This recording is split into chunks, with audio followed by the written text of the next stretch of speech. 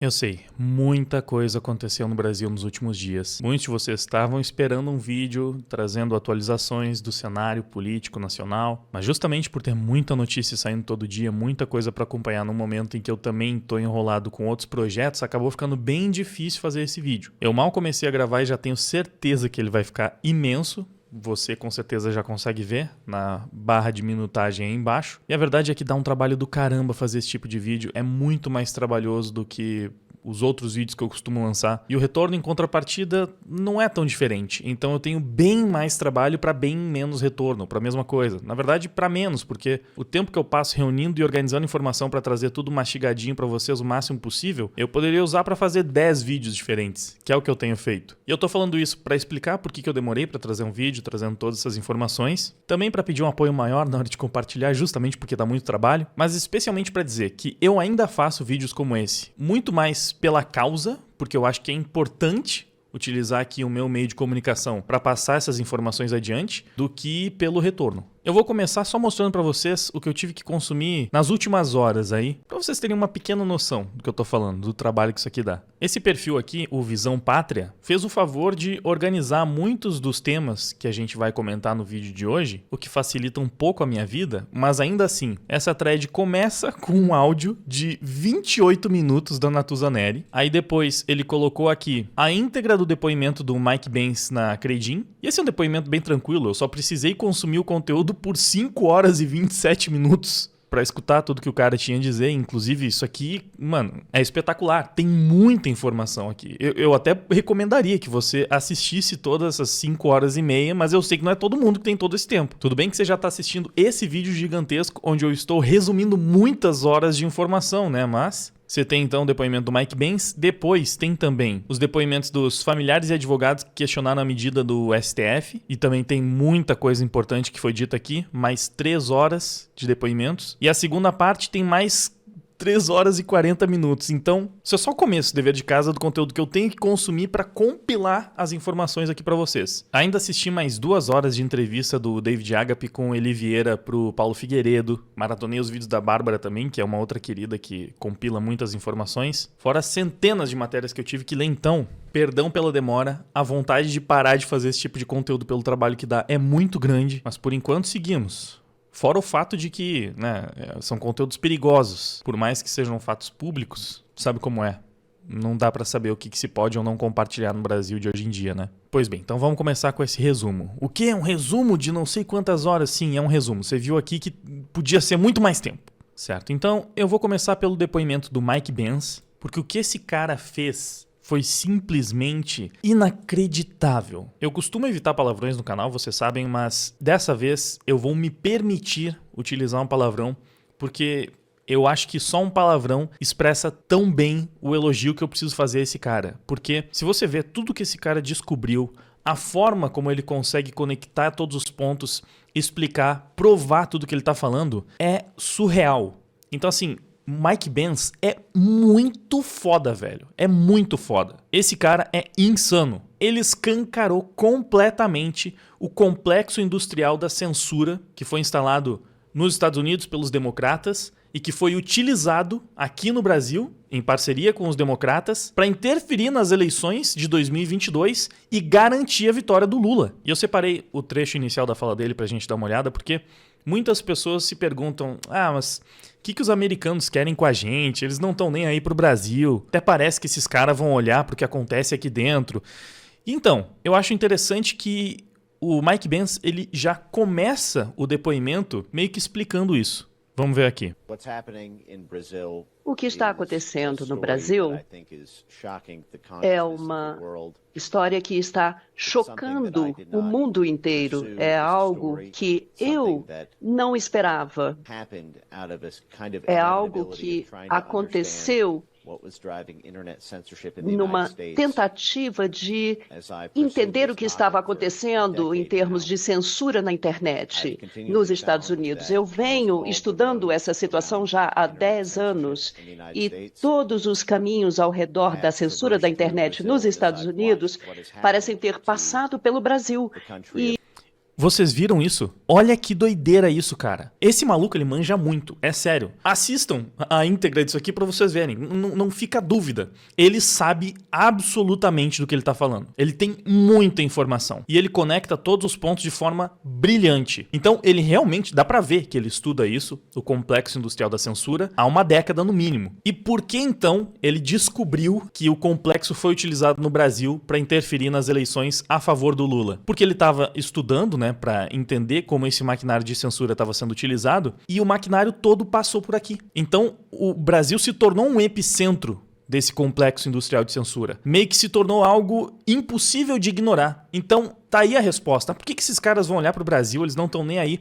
Porque eles estão preocupados com o complexo industrial da censura. O cara estava pesquisando isso há 10 anos para saber como que isso estava sendo utilizado como arma política. E tudo isso passa pelo Brasil. É meio que impossível você realmente entender o fenômeno sem entender o que foi feito aqui no nosso país. Isso, por si só, já é uma coisa assustadora. Não que seja a primeira vez que a gente vê um gringo admitindo que alguns limites que foram ultrapassados aqui no Brasil são coisas que não foram vistas em nenhum outro país do mundo, nem em ditaduras. Volta e meia aparece um grande nome da política internacional falando sobre como a situação do Brasil é alarmante, precisa ser usada como um sinal de alerta para todos os outros países do mundo. Porque o que acontece aqui é gravíssimo e todos os países do mundo, todas as democracias do mundo hoje precisam, com toda razão, ter medo de se tornar um Brasil. E aqui a gente tem um verdadeiro especialista confirmando isso também. Que se você estuda profundamente o complexo industrial da censura, você vai ver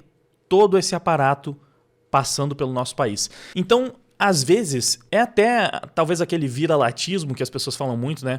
De diminuir a importância do nosso país. Ah, eles não ligam pro Brasil, eles não estão nem aí. Galera, é o maior país da América Latina. Eu sei que, né, essa situação de terceiro mundo, enfim, tudo parece uma merda às vezes. Muitas vezes não valorizamos nosso país. Por que os gringos iriam valorizar?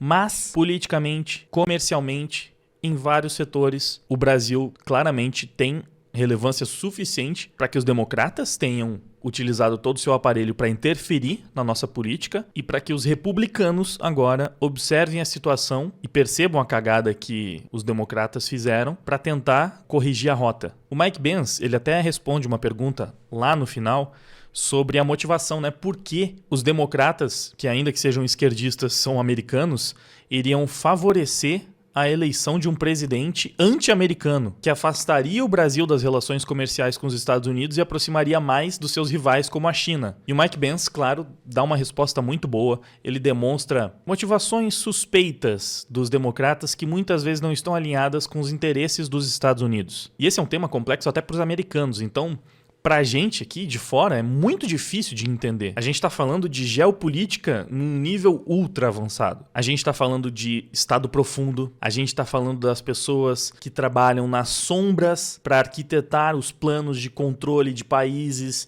de mudança na política global. E eu sei que isso soa muito conspiratório. Só que o cara prova tudo o que ele fala. E não é com uma ou outra coisinha, não. Vocês estão vendo que o que tá na tela agora é um gráfico extremamente complexo, cheio de setinhas. Eu já vou ampliar isso aqui e mostrar melhor para vocês. Porque tudo isso que ele está mostrando aqui são ligações de departamentos do Estado americano, de instituições que mesmo durante o governo do Trump operaram a favor dos democratas para censurar a direita no mundo inteiro, inclusive na América Latina aqui no Brasil. E a ligação dessas entidades americanas com entidades brasileiras, inclusive com o TSE. Mas vamos ver um pouquinho mais dessa fala de abertura dele antes de eu começar a explicar essa parte mais complicadinha. E à medida que eu observo o que acontece no Brasil, nesse contexto de censura das mais altas cortes e legislação de censura sendo aprovada e pressões pela censura sendo exercidas por várias camadas da mídia e camadas legislativas também, eu venho registrando a história do envolvimento do governo americano na censura de cidadãos brasileiros. E eu gostaria de apresentar isso hoje, os meus achados. É isso, então vocês percebem, aqui ele está demonstrando que realmente existiu uma interferência estrangeira nas eleições de 2022. Realmente interferiram na nossa soberania nacional. Só que foi a favor do Lula. Só que foi para roubar a eleição a favor do Lula. Então os imperialistas americanos malvadões de fato interferiram na nossa soberania pelos bastidores, escondidinhos, para favorecer a esquerda. Isso não é teoria da conspiração, tudo isso está provado, são documentos públicos. O próprio Mike Pence fala isso ao longo da sua apresentação. Tudo que ele está mostrando ali é público. Então esse é o gráfico que o Mike Pence apresentou no depoimento dele a Credim.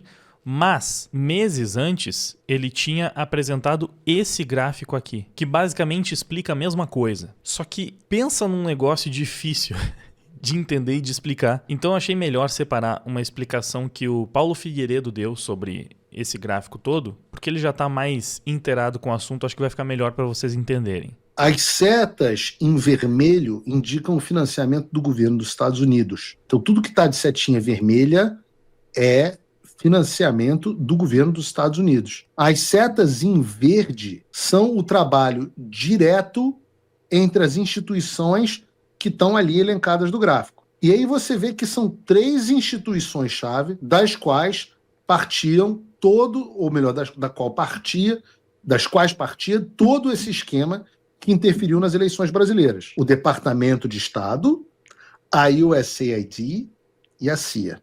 A USAID financiava o National Endowment for Democracy, o NED, e juntas criaram o CEPS.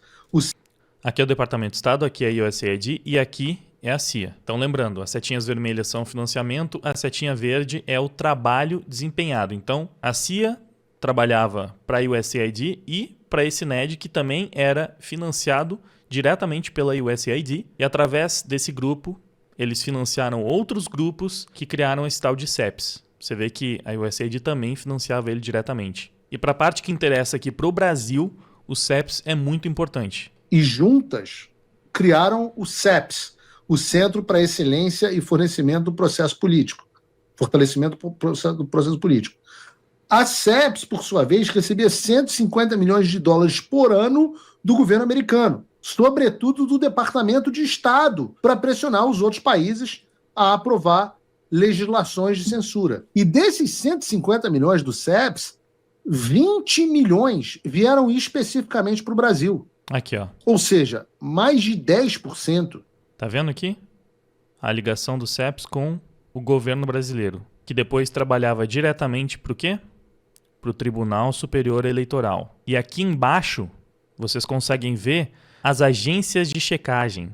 Então, resumindo pra caramba, o Departamento de Estado americano dava muita grana para a USAID, a CIA dava as informações, fazia o trabalho de inteligência, a USAID criava uma série de entidades para espalhar censura pelo mundo inteiro. Uma dessas entidades era a CEPS, que trabalhou ativamente para alimentar, através de informação, orientação e dinheiro, todas aquelas agências de checagem que determinavam o que podia ou não ser dito e compartilhado nas redes sociais do Brasil. E essas agências de checagem, financiadas pelos democratas, através da USAID, basicamente tinham como trabalho principal derrubar publicações pró-Bolsonaro e contra o Lula. E todas elas estavam completamente aparelhadas. É uma outra coisa que o Mike Pence demonstra em detalhe. Ele vai mostrando a conexão dessas agências uma a uma com democratas, com o Estado americano, o Deep State. Ele mostra que algumas dessas entidades tinham no seu quadro de funcionários praticamente só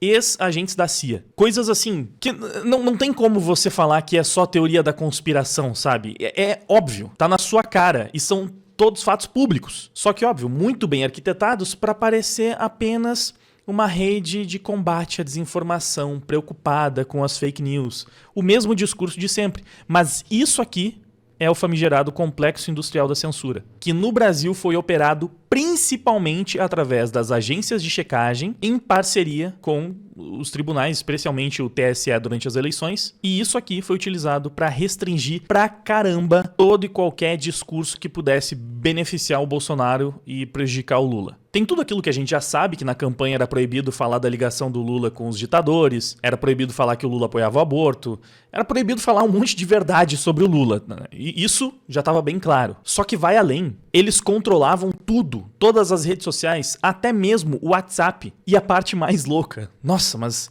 é muita teoria da conspiração. Eu sei que todo mundo aqui, né, meio que já sabia que isso acontecia, pelo menos tinha muita convicção. A questão é que agora tá tudo absolutamente provado. E inclusive uma das coisas que o Mike Pence usa para provar tudo isso que ele tá falando são declarações públicas do Barroso. O Barroso admitiu esses crimes. Só que ele falava isso se vangloriando, né? Olha só que incrível isso que a gente fez. Essa parte do Barroso eu separei também pra gente dar uma olhada. O Wilson Center também tem arquivos americanos da CIA, que onde coloca Samantha Power, chefe da USAID,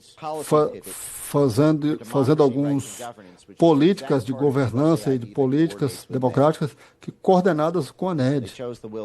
Eles escolheram o Wilson Center. E aqui, vocês já conseguem entender um pouco, né, por aquele mapa do que ele está falando. Utilizando a USAID através da NED para fazer essas políticas, e aí a gente chega no Barroso. Barroso com o Wilson Center. Very important in Brazil, probably you know, one survey Muito found importante, uma pesquisa descobriu que 70% da população brasileira tem o WhatsApp como a sua única fonte de informação. Então, nós fomos muito cuidadosos em lidar com o WhatsApp e fizemos alguns acordos especiais por ele. 2 acordos bastante especiais. Um, que nós criamos um chatbot, que podemos enviar mensagens para todos os usuários registrados. Então, nós temos uma comunicação direta com todo mundo que tem uma conta de WhatsApp. E a outra foi uma comunicação direta. Temos um formulário online no site da Justiça Eleitoral que qualquer pessoa pode se comunicar que estiver recebendo mensagens não solicitadas, mensagens de campanha, e imediatamente enviá-las para o WhatsApp. E aí eles verificam a origem dessa mensagem, e aí eles proíbem e baniram, suspenderam 200 contas, suspenderam milhares de contas, na verdade, mas sobre nossa solicitação, 200 contas foram excluídas por transmitir mensagens políticas ilegais, não solicitadas, especialmente quando vai contra o sistema eleitoral ou o Tribunal Eleitoral.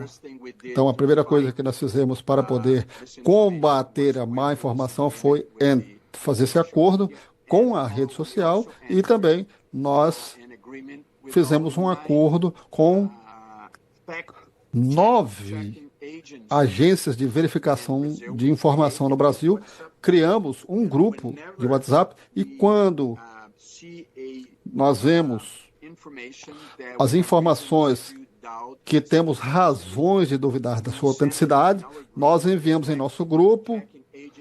As agências de verificação de fato imediatamente verificam se ela é verdadeira ou não, e o resultado, a conclusão, vai para o site deles, e temos uma página no site do Tribunal do TSE, Fato ou Boato, em que nós oferecemos informações acuradas e fazemos um acordo com as empresas telefônicas para que todas as pessoas possam ter acesso à página sem pagar. Quer dizer, taxação zero.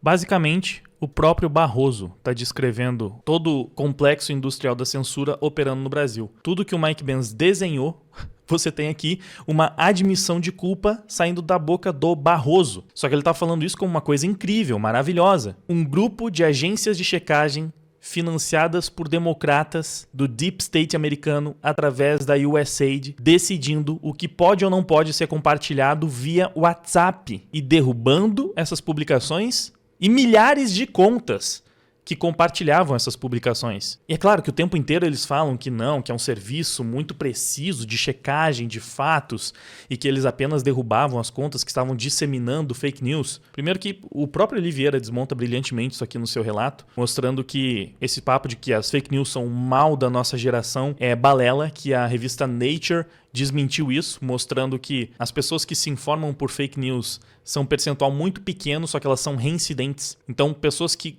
gostam de fake news vão atrás de fake news. Ou seja, também não adianta censurar porque elas querem consumir esse tipo de conteúdo. Só que são sempre as mesmas pessoas. Não é um problema generalizado que nem os censores adoram pintar, né? Que a fake news é que é a calamidade toda que está decidindo as eleições. Não. Um percentual minúsculo da população se interessa e vai atrás desse tipo de conteúdo e vai continuar indo mesmo que eles tentem censurar. Não muda nada. A censura definitivamente não é o caminho. Só que o pior é que nem são fake news que eles estavam censurando e derrubando. Durante essas 5 horas de depoimento, Mike Benz até apresenta alguns exemplos disso tudo. Você vê que várias dessas publicações derrubadas eram simplesmente opiniões, reclamações ou então notícias reais. O maior exemplo internacional da utilização de todo esse complexo para impedir a circulação de uma notícia real é o caso do laptop do Hunter Biden, né? O filho do Joe Biden, que essas agências de checagem decidiram que era tudo fake news e no final das contas hoje todo mundo sabe, é um fato totalmente confirmado que a notícia era real. O filho do Joe Biden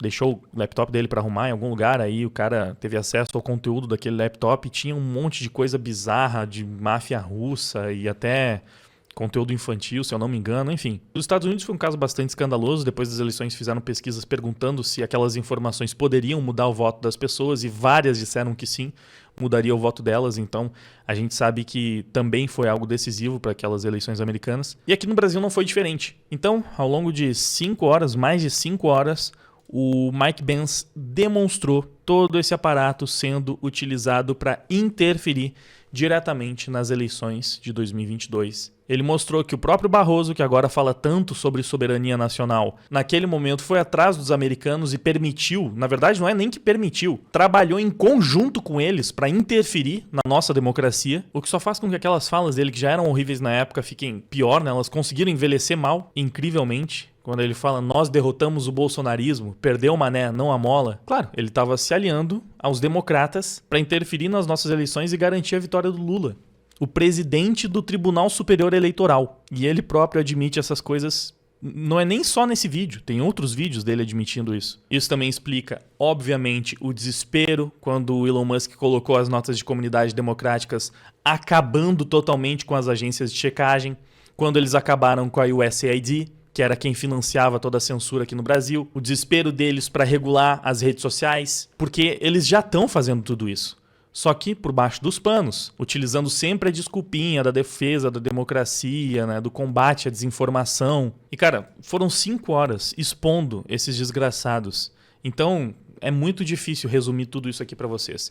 Ele falou também das caixinhas mágicas que ninguém pode questionar aqui no nosso país, né?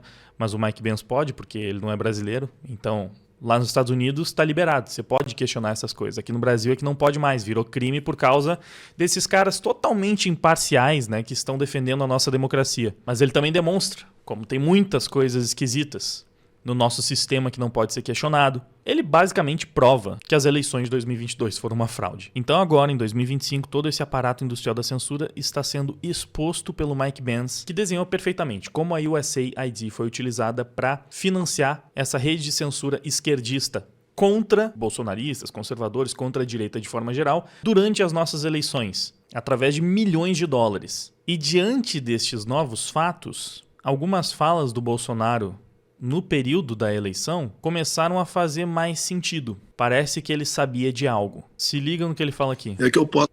Uma condição, você não me pergunte o que é. Poucas pessoas vão saber o que eu estou falando.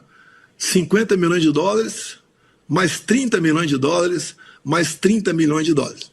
É que eu posso falar.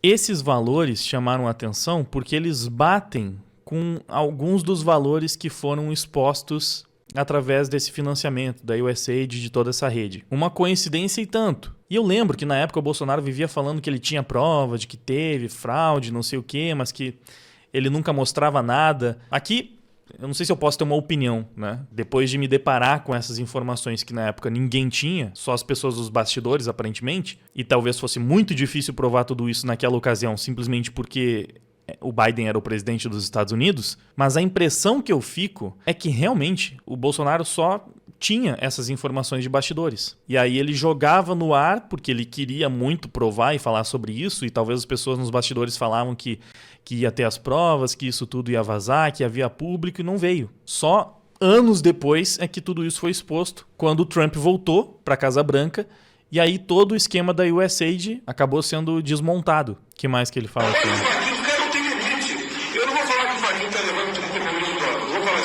Tá bem ruim de entender esse áudio, né? Mas de novo ele tá falando, eu não vou falar disso aqui, porque ele queria falar sem poder falar, né? Que o Barroso tá levando 30 milhões de dólares. Não vou falar isso aí. Que o Alexandre vai levando 50 milhões de dólares. Não vou falar isso aí. Não vou levar pra esse lado. Não tenho prova. Mas algo esquisito está acontecendo. Não vou levar pra esse lado porque não tenho prova, mas algo esquisito está acontecendo. Eu não sei se era disso que o Bolsonaro estava falando, mas algo esquisito estava acontecendo. E o Mike Pence simplesmente provou tudo isso. Eu quero ver, eu adoraria ver alguém pegar aquelas 5 horas do Mike Pence desmascarando todo o complexo industrial da censura e refutar, mostrar qual é a explicação para tudo aquilo. Especialmente para essa galera que fala que o Brasil é soberano, que eles não vão aceitar a interferência dos americanos. Mas aparentemente a interferência para garantir a eleição do Lula eles aceitam tranquilamente, né?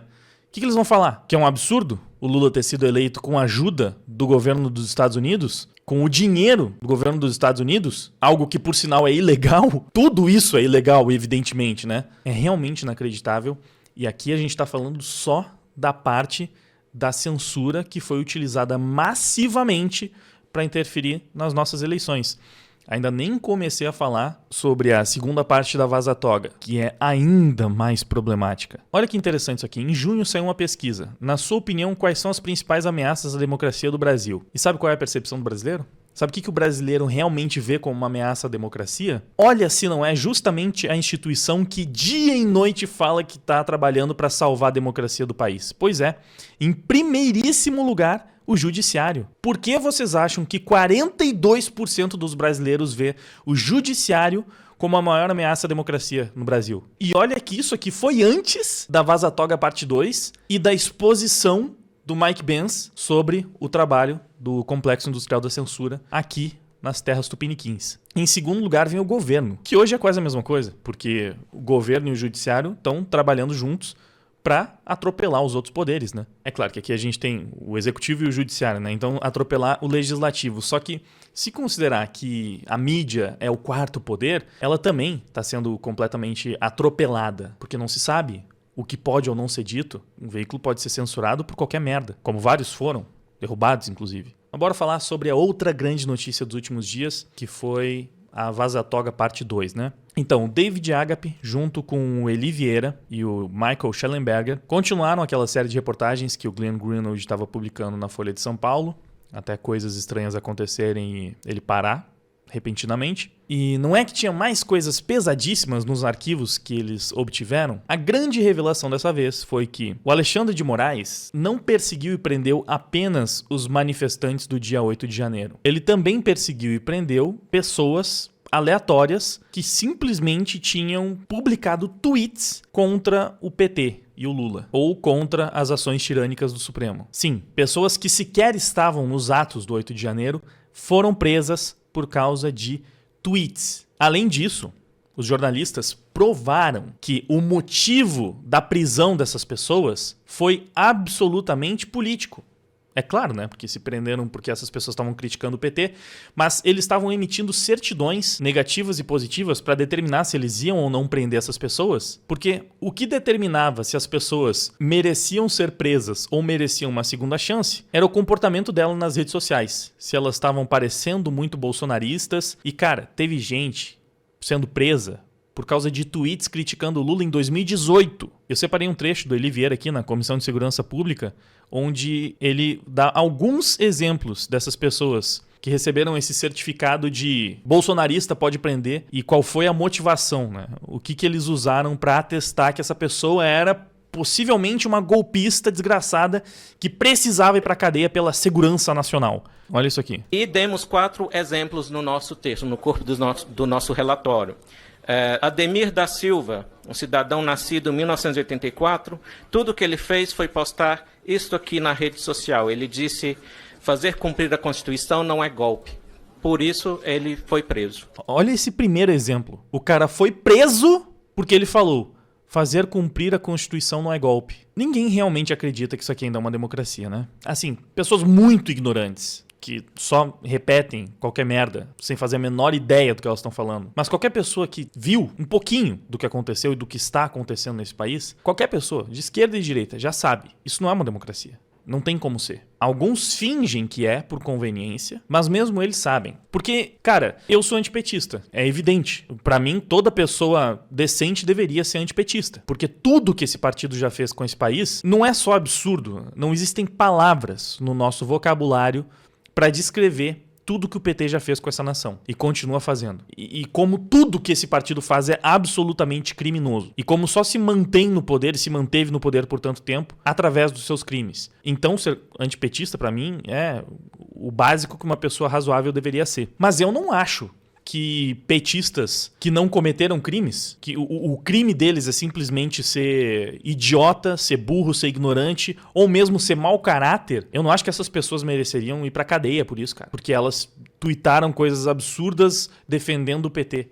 Não tem como um ser humano decente falar que isso seria, merecia sim. Só por ser petista tinha que ir preso. Porque é isso que a gente tá vendo que aconteceu no Brasil, nessa democracia. Pessoas foram presas por criticar o PT ou por falar que não é golpe fazer cumprir a Constituição. Meu Deus do céu! Vamos ver os outros exemplos. Ok, aqui está. Essa é a postagem do senhor Ademir da Silva. Tem outro Ademir, que a gente sabe que é uma pessoa diferente. O Ademir Domingos Pinto da Silva, o David Agape fez alusão a ele.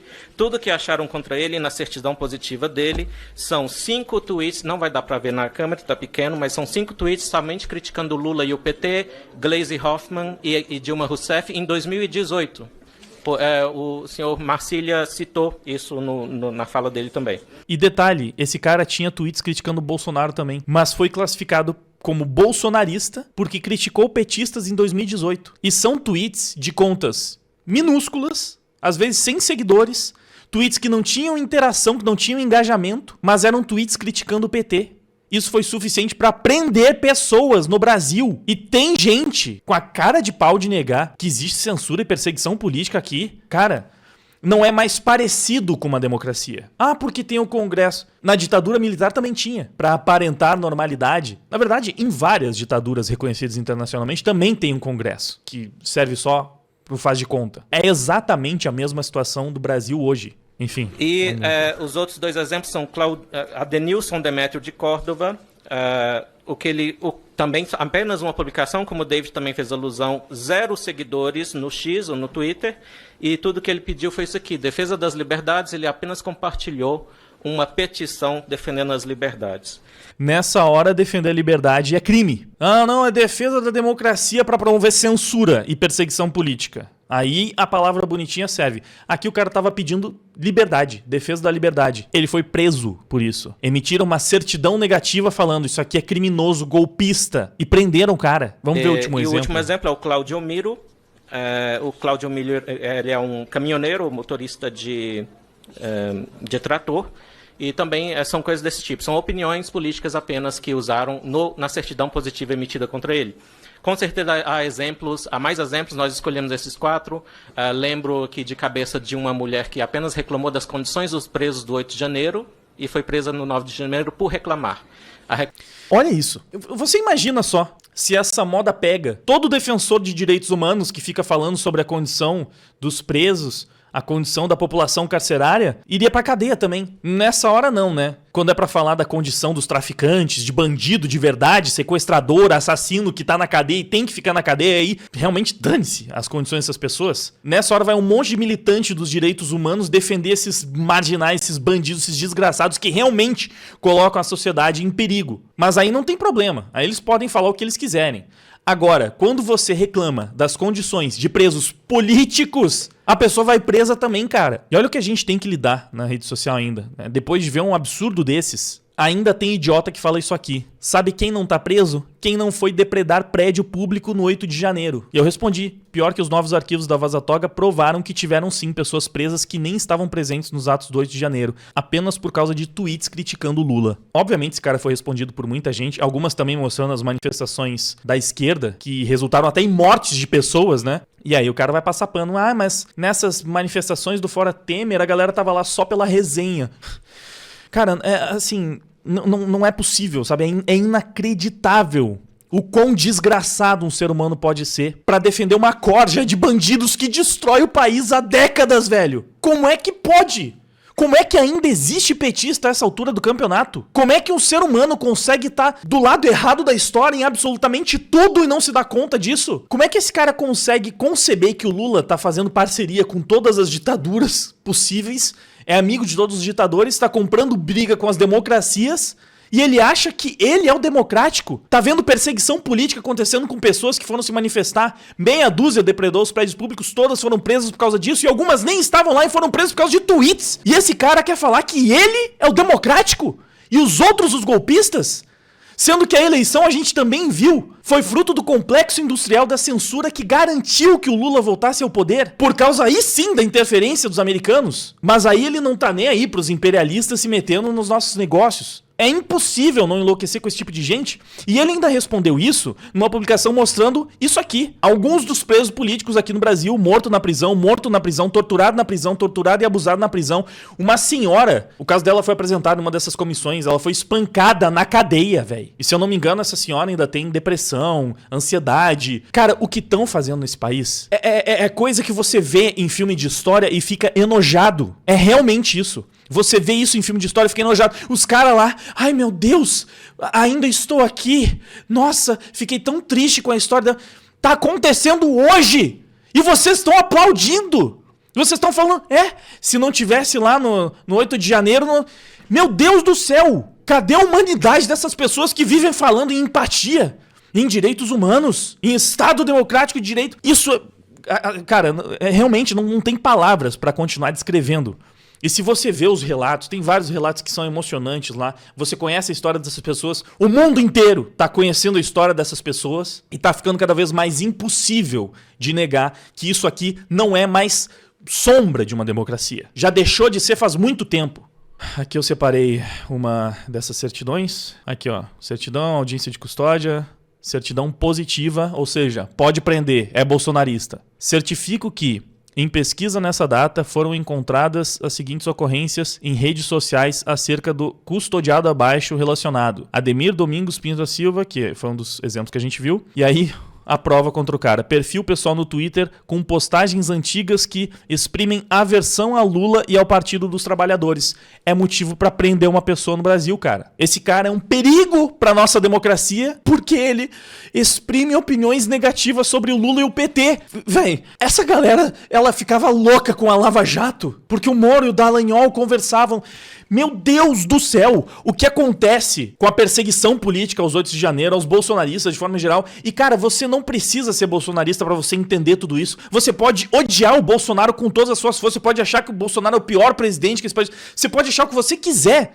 Não tem a ver com isso. O que tá acontecendo no Brasil, a perseguição aos bolsonaristas, é desumana.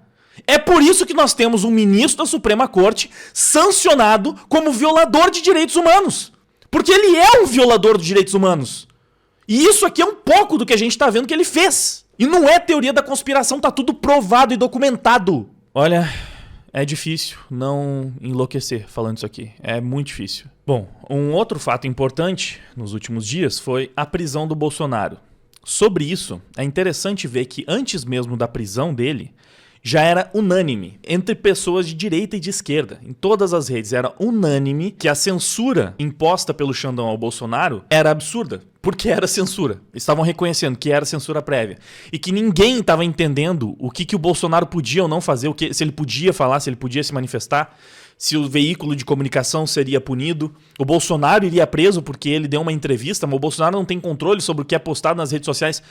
Todo mundo, de esquerda e de direita, admitiu que o Xandão tinha mais uma vez passado completamente os limites. Aqui é um pequeno compilado. É um absurdo, porque o STF não pode impedir que você, a revista Veja... Parte das cautelares, aquelas que determinam impedimento prévio. Impedimento prévio é censura prévia. Ele não vai dizer isso, mas é o que Alexandre de Moraes determinou ao proibir o uso de redes sociais por Jair Bolsonaro. Proibir o ex-presidente de falar me parece um problema, porque na prática você está ali tangenciando a censura prévia. Me parece um problema proibir o presidente de falar. Porque tá tangenciando a censura prévia. Até nesse vocabulário de merda da Globo News, né, tentando passar pano, você vê que eles tentam suavizar, mas não conseguem. Né, tá tangenciando a censura prévia. É censura prévia. Principalmente sem partir-se como que para uma censura prévia. Isso é incompreensível em um Estado democrático de direito.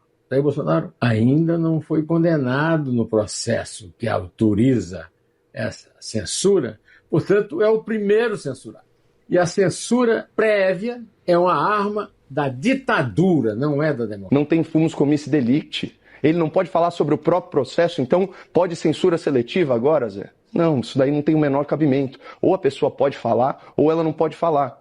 Na prática, e eu acho que a postura que o Valdo coloca é correta, ela se configura numa censura prévia, sim. Não é Bolsonaro quem controla as redes sociais de terceiros. Ele não tem esse poder. Poder que a Constituição não delega a ninguém, nem ao ministro Alexandre de Moraes. E nós estamos assistindo aqui a justiça se transformar em vingança. Nunca vi, nem mesmo sob a ditadura, a justiça agir desse modo. Como fica também a liberdade da imprensa de noticiar. Aí dizendo, opa, a imprensa está sendo censurada. A imprensa está censurada há 6 anos. Jornalistas estão banidos do país. Declarar censura prévia a uma figura política, caçar os seus direitos de todas as redes sociais, impedir a comunicação com seu filho. Onde está isso na Constituição brasileira? Assinatura artística é a proibição, é a censura. Aí, ó, todo mundo de todos os espectros reconheceram, né? O que fizeram ali com o Bolsonaro em primeiro momento, ainda com a tornozeleira eletrônica e cheia de restrições, já era absurdo, era incontrolável. Basicamente, o Xandão tinha inventado uma desculpa para poder prender o Bolsonaro a hora que ele quisesse, pelo motivo estapafúrdio que fosse. Porque não existe mais lei, não existe mais Constituição, democracias têm isso. A gente não é mais uma democracia, então já é assim há muito tempo, óbvio que não seria diferente com o Bolsonaro. E aí o Bolsonaro foi na manifestação e foi preso, basicamente por ir para a manifestação. Aqui, o motivo da prisão do ex-presidente do Brasil.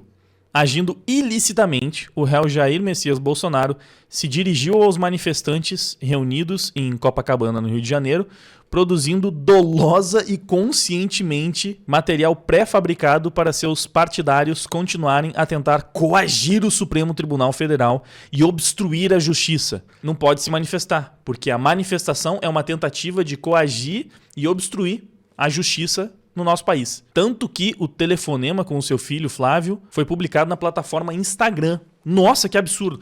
O Bolsonaro foi na manifestação, deu um tchauzinho, foi publicado no Instagram. E isso é um absurdo, é crime. É um crime doloso. Ele fez isso de propósito. Ele foi na manifestação e deu um tchauzinho pro pessoal de propósito, esse criminoso. E aí, além disso, desse completo absurdo, o senador Flávio ainda publicou postagem no seu perfil na plataforma Instagram com a legenda de agradecimento aos Estados Unidos. Duplamente crime, óbvio. Em uma clara manifestação de apoio às sanções econômicas impostas à população brasileira. Então, a publicação do filho dele, agradecendo os Estados Unidos, demonstra o apoio do Bolsonaro às sanções que os americanos impuseram, e isso também é crime. Sanções essas que foram aplicadas justamente por causa da perseguição política à oposição que acontece no país. E aí qual é a resposta? Um dia depois da manifestação, eles prendem o maior símbolo da oposição do país. O maior nome, né? Com mais engajamento. O negócio é tão indefensável que até o Estadão publicou isso aqui.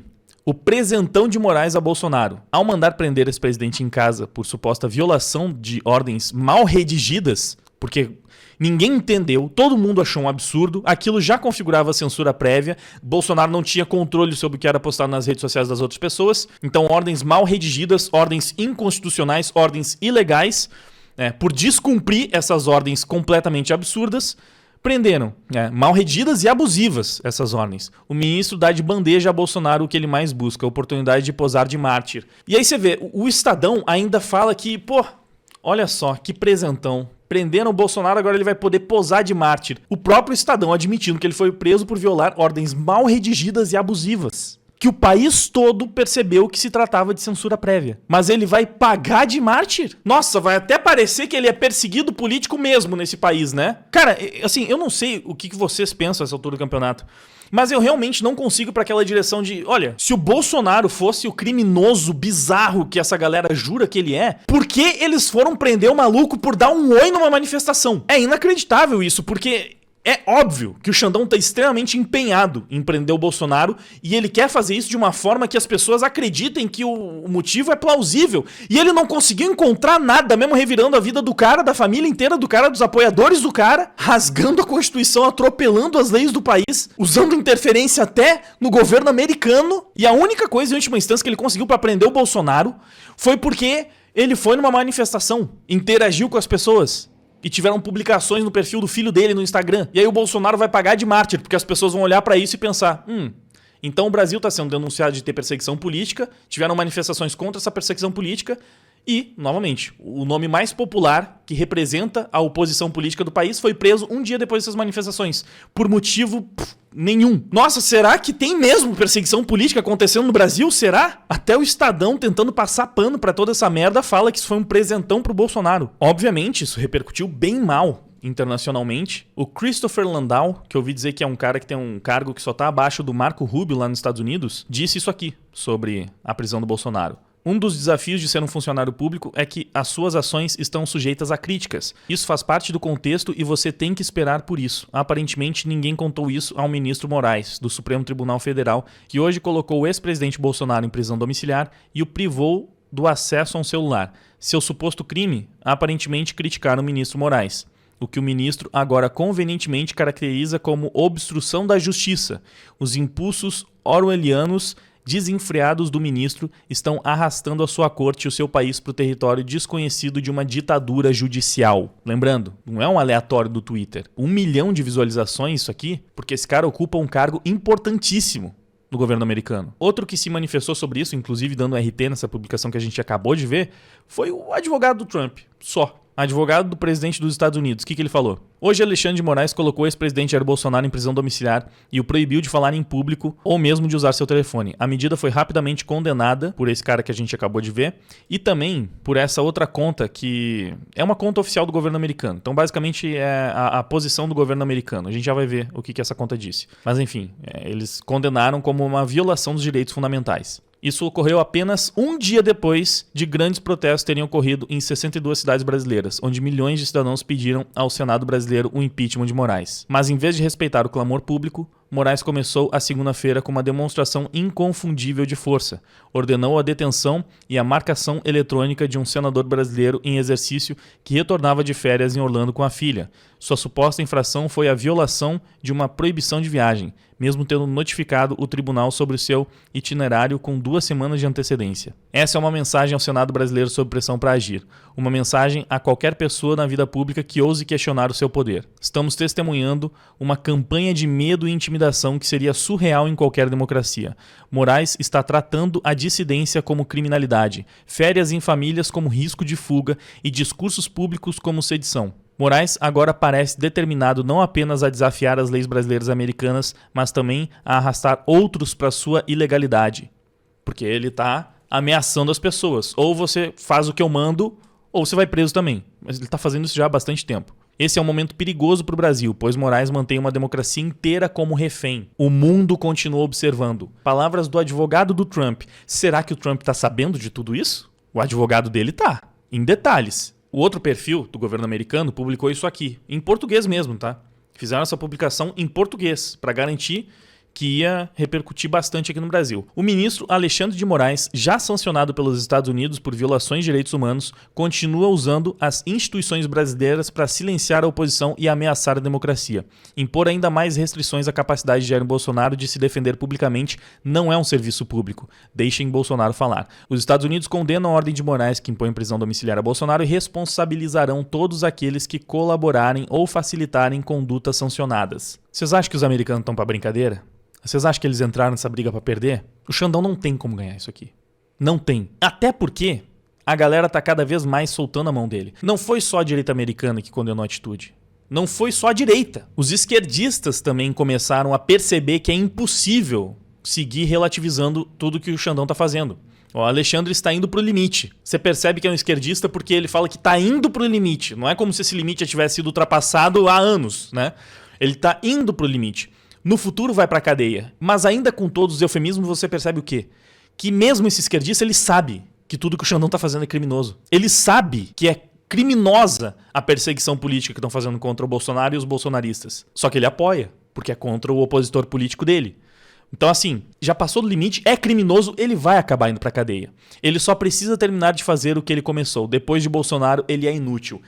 É basicamente isso. A opinião de um esquerdista sincero é essa aqui. O Xandão só serve pra prender e acabar com os bolsonaristas desgraçado. Depois ele é inútil e pode mandar prender porque realmente ele fez tudo isso de forma criminosa mesmo. Se ele tá fazendo de forma criminosa é porque ele sabe que ele tá prendendo inocentes e ultrapassando todos os limites democráticos devido ao processo legal, tá pisando em cima de tudo isso. Mas tanto faz.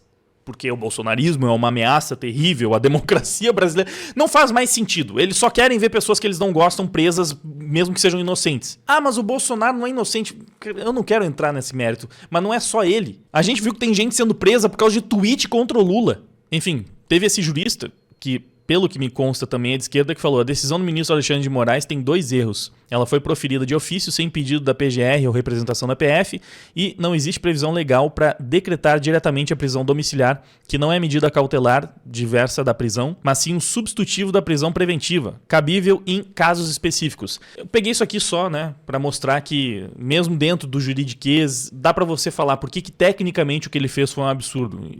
Tirando todos os motivos óbvios, né, uma prisão por motivo estapafúrdio, mas ainda assim, novamente, o cara simplesmente decide o que ele quer, do jeito que ele quer, mesmo que não esteja previsto na Constituição de forma alguma, mas aqui eu sei que eu tô só me repetindo, chovendo molhado, ele já tá fazendo isso há muito tempo com todo mundo, mas só pra gente não perder o hábito de se indignar, porque mesmo nos detalhes, tudo que esse cara faz é ilegal. Não tem nada que se salve nesse julgamento que o Xandão tá conduzindo. Tudo é nulo. Tudo. Absolutamente tudo é nulo. É ilegal, é criminoso. Por isso que o que a gente tem hoje no Brasil são centenas de presos políticos, vítimas de um regime ditatorial tirânico que persegue a oposição. Pessoas morreram e foram torturadas na cadeia, vítimas desse regime que de democrático não tem nada. Só para deixar claro, mais uma vez. E por falar nisso, né, mais uma opinião do Estadão aqui, ó. Precisamos dar nomes aos bois. O Brasil ainda não é uma ditadura clássica, porque mantém alguns ritos democráticos e institucionais, mas tampouco é uma democracia substancial. Aqui, pra vocês verem, né, eu gosto de pegar esses eufemismos porque, cara, sem querer, mesmo tentando passar pano, o Estadão, ele tá demonstrando que sim, o Brasil é uma ditadura. Porque ele fala que só não é uma ditadura de fato porque ainda tem alguns ritos democráticos, ainda tem o Congresso atuando. Só que, novamente, se você pega esses ritos democráticos que ainda existem dentro do país, você não pode falar que o regime militar foi uma ditadura, porque também tinha o Congresso. Várias ditaduras não seriam classificadas como ditaduras porque também tem esses ritos democráticos. Eles servem apenas para dar essa fachada de democracia. É exatamente isso. Mesmo porque o Congresso não manda em mais nada. Vamos fazer uma breve comparação entre o Brasil e a Venezuela, só pra gente ver um negócio? Olha só, essa matéria do El País. O chavismo nunca perde no Supremo venezuelano. O livro reúne mais de 45 mil sentenças que refletem a submissão judicial ao governo. Mas no Brasil deve ser diferente, né? STF decidiu em linha com o governo Lula em 9 de cada 10 ações constitucionais. Das 111 ações constitucionais com origem no STF, nas quais a AGU se manifestou e que foram julgadas pela Corte 2023 e 2024, 99 tiveram resultados diferentes ao posicionamento da instituição. Basicamente, isso aqui está provando que o Supremo está interferindo todas as vezes em favor do governo Lula e que está sendo usado para inutilizar o Congresso. E O Xandão ainda deu uma declaração esses dias onde ele se gabava porque todas as decisões dele foram revistas pelo Congresso e todas elas absolutamente foram, eu não sei qual é o termo técnico, mas tipo, confirmadas, né? Então o Congresso chancelou tudo que ele fez até agora. Como se fosse possível, né? Que incrível, ele realmente é perfeito, ele acerta em todas. Não é porque ele usa chantagem para impedir o Congresso de tomar uma atitude contra as decisões dele. Inclusive, já vamos falar mais sobre isso, mas ainda tem mais umas semelhanças. Suprema Corte da Venezuela assume as funções do Legislativo. E aqui só um dos tantos exemplos, né?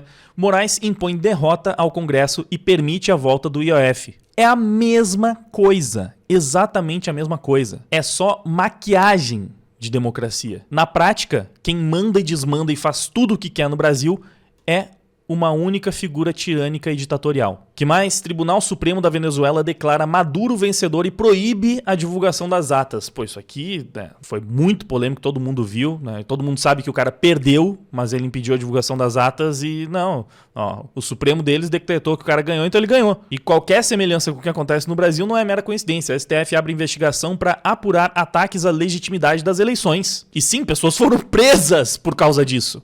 Investigação tramitará junto ao inquérito sobre ofensas ao tribunal, porque você não pode ofender ministro, o PT, o Lula e nem as caixinhas mágicas inquestionáveis. E aqui tem um trecho de uma matéria que evidencia, né, a chantagem política que é feita pelos ministros. 2 líderes partidários relataram ao Bastidor, que foi o veículo de comunicação que veiculou essa matéria, que o presidente da Câmara, Hugo Mota, recebeu ligação de ao menos um ministro do Supremo avisando ser contra a proposta de anistia aos condenados pelo 8 de janeiro. Segundo esses parlamentares, o ministro citou durante a conversa a operação da Polícia Federal em abril em Patos, na Paraíba, cujo prefeito é Nabor Vanderlei, pai de Mota, sobre os indícios de desvio de dinheiro público enviado por emendas. Então, ó, se você pautar a anistia, talvez a gente comece a investigar o teu pai. Esse tipo de chantagem tá tranquilo, né? Isso aí não é um ataque à democracia, às instituições. Não, porque o que os Estados Unidos estão fazendo é chantagem. Que tal a gente se preocupar com a chantagem que está sendo feita nas nossas instituições para inutilizar um dos poderes, que é justamente aquele que tem a capacidade de tentar reverter todas as injustiças perpetradas pelo outro poder? Como é que funciona esse negócio de, não, o Brasil não é uma ditadura ainda porque algumas funções democráticas estão funcionando? Quais? Os ministros do Supremo não podem ser empichados porque eles ameaçam o único cara que poderia pautar o impeachment, e todos os presos políticos que o judiciário mantém não podem ser libertados, porque aí eles pressionam o outro presidente da Câmara falando que se pautar esse projeto aí, a gente vai começar a investigar aí o teu pai, mantendo o legislativo completamente refém, que não consegue fazer absolutamente nada, porque o judiciário tá fazendo tudo pelo executivo. A democracia, supostamente, serve justamente para que o povo exerça a sua vontade através dos seus representantes. A maioria decide a direção para qual o país quer ir. Spoiler, a maioria do Brasil já deixou clara que é de direita. O nosso país está indo para a direção de direita? Só isso já seria um absurdo. Mas vai além. O povo pressionou seus políticos para que eles pautassem a anistia e o impeachment do Alexandre de Moraes. Ou seja, democraticamente, essas duas coisas precisam acontecer. Porque é a vontade da maior parte do povo. Isso seria o que uma democracia faria. É isso que está acontecendo no Brasil? Não. O que está acontecendo no Brasil é isso aqui. Nem com 81 assinaturas eu pauto impeachment de um ministro do Supremo, diz Alcolumbre a líderes. Isso aqui é democracia aonde? Os representantes do povo em peso defendendo uma pauta e um cara decidindo que não vai pautar isso porque ele está na mão de quem manda no Brasil, né? Do ditador. Então para que serve o Congresso?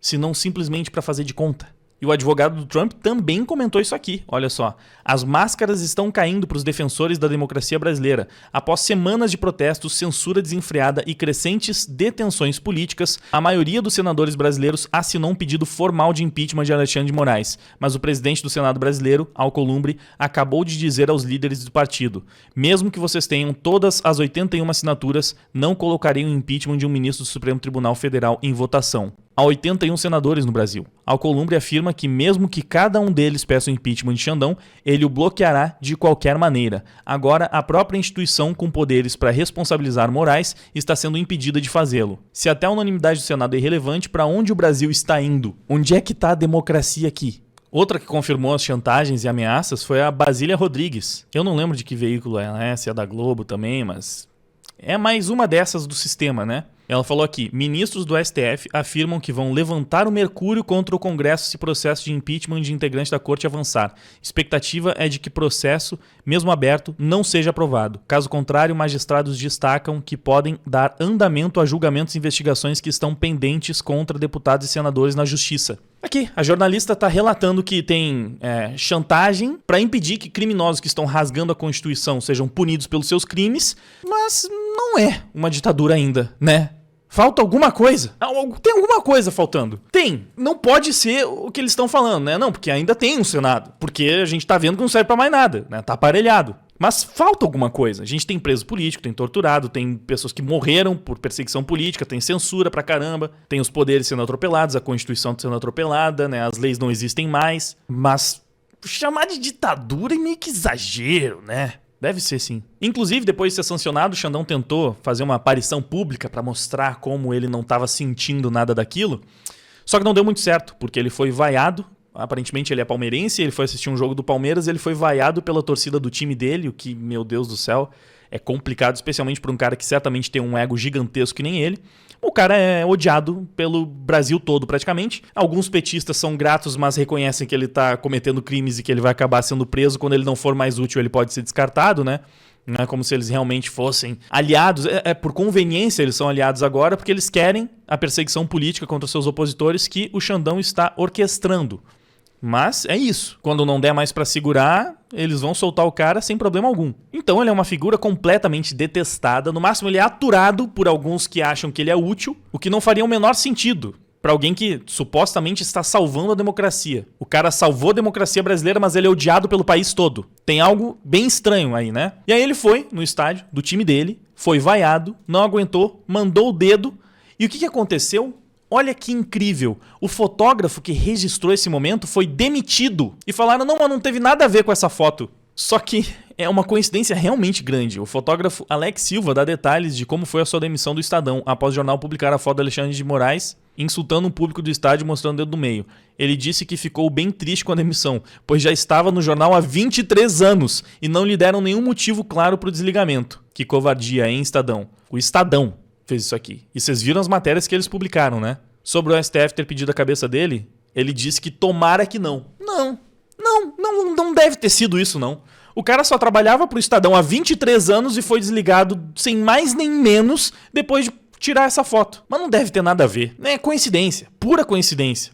Até porque o Xandão não é conhecido por chantagear as pessoas e fazer pressão e obrigar as pessoas a fazerem um monte de merda só porque ele quer. Não, nada a ver. Xandão jamais faria uma coisa dessas. E mais algumas matérias que eu separei aqui. Número 2 da diplomacia dos Estados Unidos diz que Moraes destruiu a relação do país com o Brasil. Então quer dizer que um cara importante da diplomacia americana está culpando o Xandão pela destruição da relação do Brasil com a maior democracia do mundo. Que coisa esquisita para um cara que só trabalha salvando a democracia, não é mesmo? Mais uma coisa bizarríssima, uma das coincidências nada a ver, sabe, que acontece no Brasil.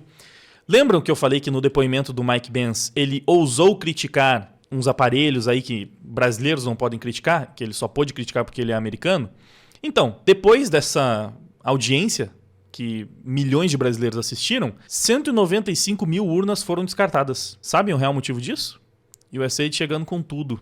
O que está por trás da coincidência com os comentários de Mike Pence no descarte dessas 195 mil urnas, hein? Não sei. Eu não sei nem se a gente pode questionar isso.